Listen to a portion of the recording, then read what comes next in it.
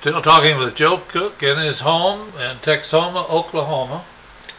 And I knew this, but I'd kind of forgotten until you mentioned it a while ago, a Typhoon.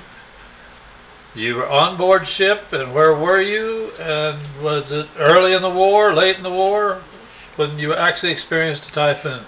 Okay, this typhoon that we were in is when I said earlier we had taken the Marines into China to reoccupy the part of China that Japan had taken.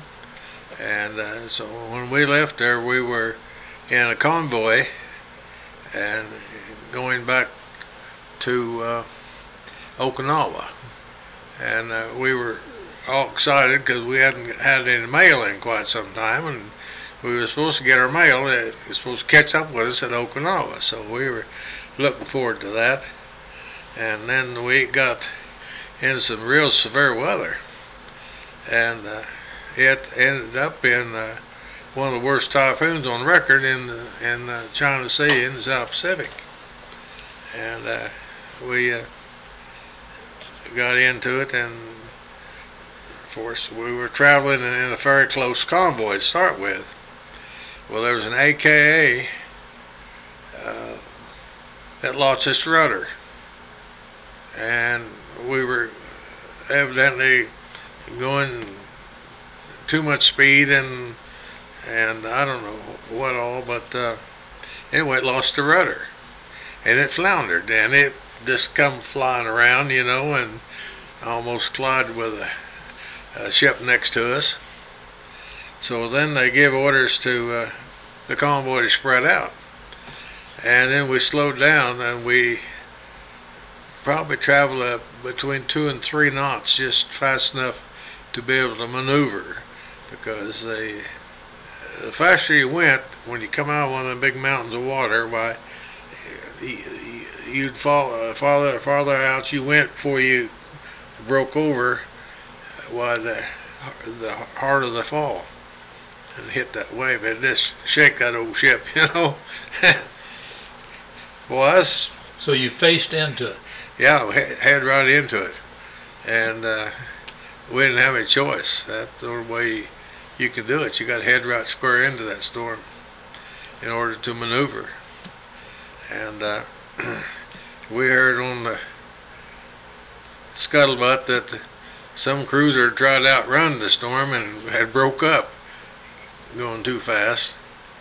And so I was really getting pretty worried. You know, whenever it listed over so far, well, it listed, I think, 15 degrees past when it was supposed to capsize, but another wave caught it just right that came back. In other words, you could walk on the wall or bulkhead easier to get to the deck, you know. I mean, it was just laying over. Well, those destroyers, ships like that, they're made to lay over and come back, but ours is kind of a flat bottom ship, you know, and it wasn't designed to do that. So I was pretty scared, and this old boatswain mate, he said, "Cookie," he said, "don't worry about the Briscoe," said, "she'll stay together." We started hearing about some of them, you know, the seams cracking and all this sort of thing, and was afraid they was going to sink. And we did lose several in that storm. He said, they call it ship, always call it she. Said the Briscoe, she, all of her main seams are riveted. She'll stand it. He said, some old welded seam ships that their main seams are welded, that you got to worry about. Said those rivets they'll hold. They'll stand more of that vibration than a weld. So, did you pull duty at the helm during that time, at the wheel? Yeah. We traded off about every 15 minutes.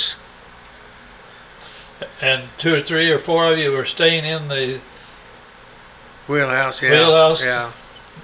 Yeah, or right below it, and then we'd pop back up, do your tour. Up, yeah. And yeah, that thing lasted 3 days and nights. It it tore off a lot of stuff off the main deck. Just the water just ripped it.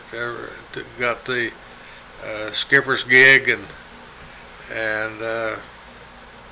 I think a communications boat we had.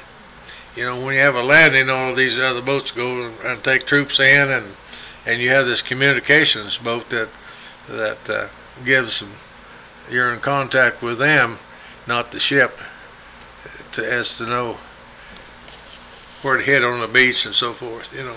So did you guys rock and roll, or were you had like seat belts somewhere where you could stay put? You just hung on your bunk. Hold on. Yeah. It ripped all the steel railing off the side of the ship. You know, on the main deck, it just ripped it off. And so, needless to say, why there wasn't much hope of getting any mail, and suddenly getting mail wasn't one of the big things, was it? Yeah. So did you go on to Okinawa? Well, yeah, we did, and some of the ships split up there and went to different destinations. I can remember an old